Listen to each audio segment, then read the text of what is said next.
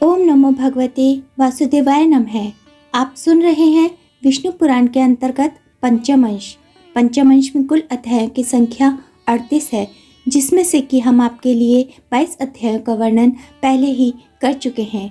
आज शुरुआत करेंगे 23वें अध्याय के साथ।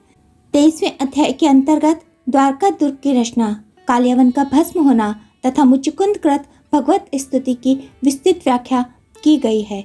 श्री पाराशर जी बोले, हे द्विज, एक बार महर्षि गार्गे से उनके साले ने यादवों की गोष्ठी में नपुंसक कह दिया। उस समय समस्त यदुवंशी हंस पड़े। तब गार्गे ने अत्यंत कुपित हो दक्षिण समुद्र के तट पर जा यादव सेना को भयभीत करने वाले पुत्र की प्राप्ति के लिए तपस्या की। उन्होंने श्री महादेव की उपासना करते हुए केवल लोहचूर्ण भक्षण किया। तब भगवान शंकर ने 12वें वर्ष में प्रसन्न होकर उन्हें अभीष्ट वर दिया। एक पुत्रहीन यवनराज ने महर्षि गार्गी की अत्यंत सेवा कर उन्हें संतुष्ट किया। उसकी स्त्री के संग से ही इनके एक भारे के समान कृष्णवर्ण बालक हुआ। वह यवनराज उस कालयवन नामक बालक को, जिसका वक्षस्थल वृक्ष के समान कठोर था, राज्य पद पर अभिषिक्त कर स्वयं वन को चला गया। तदंतर वीर्य मदो उन्मुक्त कालयवन ने नारद जी से पूछा कि पृथ्वी पर बलवान राजा कौन कौन से हैं। इस पर नारद जी ने उसे यादवों को ही बतला दिया। यह सुनकर कालयवन ने हजारों हाथी, घोड़े और रथों के सहित सहस्त्रों करोड़ मलिक्ष सेना को ले बड़ी भारी तैयारी की और यादवों के प्रति क्रुद्ध होकर वह प्रतिदिन हाथी, घोड़े आदि के थक जाने पर उन जवानों का त्याग करता हुआ अन्य वाहनों पर चढ़कर अविच्छिन्न गति से मथुरापुरी पर चढ़ आया। यह देखकर श्री कृष्णचंद्र ने सोचा, यवनों के साथ युद्ध करने से क्षीण हुई यादव सेना अवश्य ही मगध नरेश से पराजित हो जाएगी, और यदि प्रथम मगध नरेश से लड़ते हैं तो उससे क्षीण हुई यादव सेना को बलवान कालयवन नष्ट कर देगा। इस प्रकार यादवों पर एक ही साथ यह दो तरह की आपत्ति आ पड़ी है। अतः मैं यादवों के लिए एक ऐसा दुर्जय दुर्ग तैयार करता हूँ, जिसमें बैठकर वृष्टि श्रेष्ठ यादवों की तो बात ही क्या है, स्त्रियां भी युद्ध कर सके। उस दुर्ग में रहने पर यदि मैं मत प्रमत असावधान सोया अथवा कहीं बाहर भी गया हूँ, तब भी अधिक से अधिक दुष्ट शत्रुगण भी यादवों को पराभूत न कर सकेंगे। ऐसा विचार कर श्री गोविंद ने समुद्र से 12 योजन भूमि मांगी और उसमें द्वारकापुरी निर्माण की, जो इंद्र की अमरावतीपुरी के समान महान उद्यान, गहरी खाई, सैकड़ों सरोवर तथा अनेकों महलों से सुशोभित थी। कालयवन के समीप आ जाने पर श्री जनार्दन संपूर्ण मथुरा निवासियों को द्वारका में ले आए और फिर स्वयं मथुरा लौट गए। जब कालयवन की सेना ने मथुरा को घेर लिया तो श्री कृष्णचंद्र बिना शस्त्र लिए मथुरा से बाहर निकल आए। तब यवनराज कालयवन ने उन्हें देखा। महायोगीश्वरों का चित्त भी जिन्हें प्राप्त नहीं कर पाता, उन्हीं वसुदेव को केवल बाहु रूप शस्त्रों से ही युक्त अर्थात खाली हाथ देखकर वह उनके पीछे दौड़ा। कालयवन से पीछा किए जाते हुए श्री कृष्णचंद्र उस महागुहा में घुस गए, जिसमें महावीरशाली राजा मुचुकुंद सो रहा था। उस दुर्मति यवन ने भी उस गुफा में जाकर सोए हुए राजा को कृष्ण समझकर लात मारी। उसके लात मारने से उठकर राजा मुचुकुंद ने उस यवनराज को देखा। हे मैत्रेय, उनके देखते ही वह यवन उनकी क्रोधाग्नि से जलकर तत्काल भस्मीभूत हो गया। पूर्व काल में राजा मुचुकुंद देवताओं की ओर से देवासुर संग्राम में गए थे।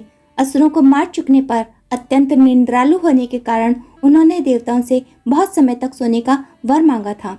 उस समय देवताओं ने कहा था कि तुम्हारे शयन करने पर तुम्हें जो कोई भी जगावेगा वह तुरंत ही अपने शरीर से उत्पन्न हुई अग्नि से जलकर भस्म हो जाएगा।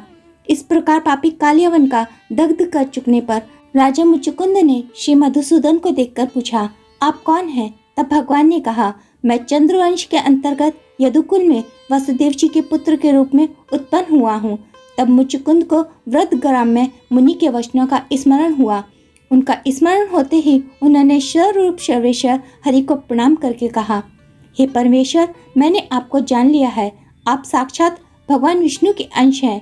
पूर्व काल में गार्गे मुनि ने कहा था कि 28वें युग में द्वापर के अंत में यदुकुल में श्री हरि का जन्म होगा। निस्संदेह आप भगवान विष्णु के अंश हैं और मनुष्यों के उपकार के लिए ही अवतीर्ण हुए हैं। तथापि मैं आपके महान तेज को सहन करने में समर्थ नहीं हूँ। हे भगवान, आपका शब्द सजल मेघ की घोर गर्जना के समान अति गंभीर है। अतः आपके चरणों से पीड़िता होकर पृथ्वी झुकी हुई है। हे देव, देवासुर महासंग्राम में दैत्य सेना के बड़े बड़े योद्धागण भी मेरा तेज नहीं सह सके थे और मैं आपका तेज सहन नहीं कर सकता। संसार में पतित जीवों के एकमात्र आप ही परम आश्रय हैं। ये शरणागतों का दुख दूर करने वाले, आप प्रसन्न होइए और मेरे अमंगलों को नष्ट कीजिए। आप ही समुद्र हैं, आप ही पर्वत हैं, आप ही नदियां हैं और आप ही वन हैं तथा आप ही पृथ्वी, आकाश, वायु, जल, अग्नि और मन है।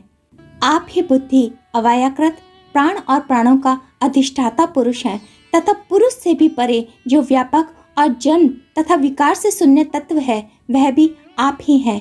जो शब्दादि से रहित, अजर, अमी, अक्षय और नाश तथा वृद्धि से रहित है, वह आद्यांतहीन ब्राह्मण भी आप ही हैं। आप ही से देवता, पितृगण, यक्ष, गंधर्व, किन्नर, सिद्ध और अप्सरागण उत्पन्न हुए हैं। आप ही से मनुष्य, पशु, पक्षी, सरीसर्प और मृग आदि पैदा हुए हैं तथा आपसे संपूर्ण वृक्ष और जो कुछ भी भूत भविष्यत चराचर जगत है, वह सब पैदा हुआ है।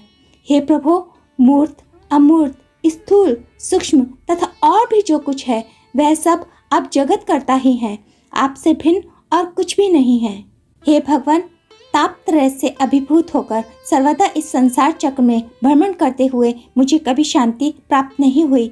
हे नाथ, जल की आशा से मृग तृष्णा के समान मैंने दुखों को ही सुख समझकर ग्रहण किया था, परंतु वे मेरे संताप के ही कारण हुए।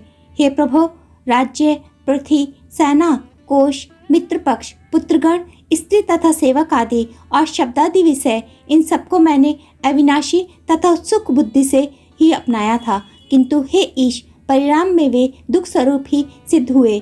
हे नाथ, जब देवलोक प्राप्त करके सभी देवताओं को मेरी सहायता की इच्छा हुई, तो उस स्वर्गलोक में भी नित्य शांति कहाँ है? हे परमेश्वर, संपूर्ण जगत की उत्पत्ति के आदि स्थान आपकी आराधना किए बिना कौन शाश्वत शांति प्राप्त कर सकता है? हे प्रभु, आपकी माया से मूढ़ हुए पुरुष जन्म और मृत्यु और जरा आदि संतापों को भोगते हुए अंत में यमराज के दर्शन करते हैं। आपके स्वरूप को न जानने वाले पुरुष नरकों में पड़कर अपने कर्मों का फल स्वरूप नाना प्रकार के दारुण कलेश पाते हैं। हे परमेश्वर, मैं अत्यंत विषी हूँ और आपकी माया से मोहित होकर ममत्वाभिमान के गड्ढे में ही भटकता रहा हूँ। वही मैं आज अपार और अप्रमेय परम पद रूप आप परमेश्वर की शरण में आया हूँ, जिससे भिन्न दूसरा कुछ भी नहीं है, और संसार भ्रमण के खेत से खिन्नचित होकर मैं निर्तिशय तेजोमय निर्वाण स्वरूप आपका ही अभिलाषी हूँ। इति श्री विष्णु पुराणे पंचमेश त्रयोविंशो अध्याय। ओम नमो भगवते वासुदेवाय नमः। 24वां अध्याय। 24वें अध्याय के अंतर्गत मुचुकुंद का तपस्या के लिए प्रस्थान और बलराम जी की ब्रज यात्रा का विस्तृत रूप से वर्णन किया गया है। श्री पाराशर जी बोले, परम बुद्धिमान राजा मुचुकुंद के इस प्रकार स्तुति करने पर सर्वभूतों के ईश्वर अनादि निधि भगवान श्री हरि बोले, श्री भगवान ने कहा, हे नरेश्वर, तुम अपने अभिमित दिव्य लोकों को जाओ। मेरी कृपा से तुम्हें परम ऐश्वर्य प्राप्त होगा। वहाँ अत्यंत दिव्य भोगों को भोगकर तुम अंत में एक महान कुल में जन्म लोगे। उस समय तुम्हें अपने पूर्व जन्म का स्मरण रहेगा और फिर मेरी कृपा से तुम मोक्ष पद प्राप्त करोगे। श्री पाराशर जी बोले, भगवान के इस प्रकार कहने पर राजा मुचुकुंद ने जगदीश्वर श्री अच्युत को प्रणाम किया और गुफा से निकलकर देखा कि लोग बहुत छोटे छोटे हो गए हैं। उस समय कलयुग को वर्तमान समझकर राजा तपस्या करने के लिए श्री नर नारायण के स्थान गंधमादन पर्वत पर चले गए। इस प्रकार कृष्णचंद्र ने उपाय पूर्वक शत्रु को नष्ट कर फिर मथुरा में आ उसकी हाथी घोड़े और रथाती से सुशोभित सेना को अपने वशीभूत किया और उसे द्वारका में लाकर राजा उग्रसेन को अर्पण कर दिया। तब से यदुवंश शत्रुओं के दमन से निशंक हो गया। हे मैत्रेय, इस संपूर्ण विग्रह के शांत हो जाने पर बलदेव जी अपने बांधवों के दर्शन की उत्कंठा से नंद जी के गोकुल को गए। वहां पहुंचकर शत्रुजीत बलभद्र जी ने गोप और गोपियों का पहले की ही भांति अति आदर और प्रेम के साथ अभिवादन किया। किसी ने उनका आलिंगन किया और किसी को उन्होंने गले लगाया तथा किन्हीं गोप और गोपियों के साथ उन्होंने हास परिहास किया। गोपों ने बलराम जी से अनेकों प्रिय वचन कहे तथा गोपियों में से कोई प्रणय कुपित होकर बोली और किन्हीं ने उल्हाने भरी बातें कही। कुछ अन्य गोपियों ने पूछा, चंचल एवं अल्प प्रेम करना ही जिनका स्वभाव है, वे नगर नारियों के प्राणाधार कृष्ण तो आनंद में है ना। वे क्षणिक स्नेह करने वाले नंद नंदन हमारी चेष्टाओं का उपहास करते हुए क्या नगर की महिलाओं के सौभाग्य का मान नहीं बढ़ाया करते? क्या कृष्णचंद्र कभी हमारे मनोहर स्वर का स्मरण करते हैं? क्या वे एक बार अपनी माता को भी देखने के लिए यहाँ ना आवेंगे? अथवा अब उनकी बात करने से हमें क्या प्रयोजन है? कोई और बात करो। जब उनकी हमारे बिना निभ गई तो हम भी उनके बिना निभा ही लेंगी। क्या माता, क्या पिता, क्या बंधु, क्या पति और क्या कुटुंब के लोग, हमने उनके लिए सभी को छोड़ दिया, किंतु वे तो अकृतज्ञों की ध्वजा ही निकले। तथापि बलराम जी, सच सच बताइए, क्या कृष्ण कभी यहाँ आने के विषय में कोई बातचीत करते हैं? हमें ऐसा प्रतीत होता है कि दामोदर कृष्ण का चित्त नगर की नारियों में फंस गया है। हम में अब उनकी प्रीति नहीं है, अतः अब हमें तो उनका दर्शन दुर्लभ ही जान पड़ता है। श्री पराशर जी बोले, तदंतर श्री हरि ने जिनका चित्र हर लिया है, वे गोपियां बलराम जी को कृष्ण और दामोदर कहकर संबोधन करने लगी और फिर उच्च स्वर से हंसने लगी। तब बलभद्र जी ने कृष्णचंद्र का अति मनोहर और शांतिमय प्रेम गर्भित और गर्भहीन संदेश सुनकर गोपियों को सांत्वना दी तथा गोपों के साथ हास्य करते हुए उन्होंने पहले की भांति बहुत सी मनोहर बातें की और उनके साथ ब्रजभूमि में नाना प्रकार की लीलाएं करते रहे। इति श्री विष्णु पुराणे पंचमेश चतुर्विशो अध्याय। ओम नमो भगवते वासुदेवाय नमः।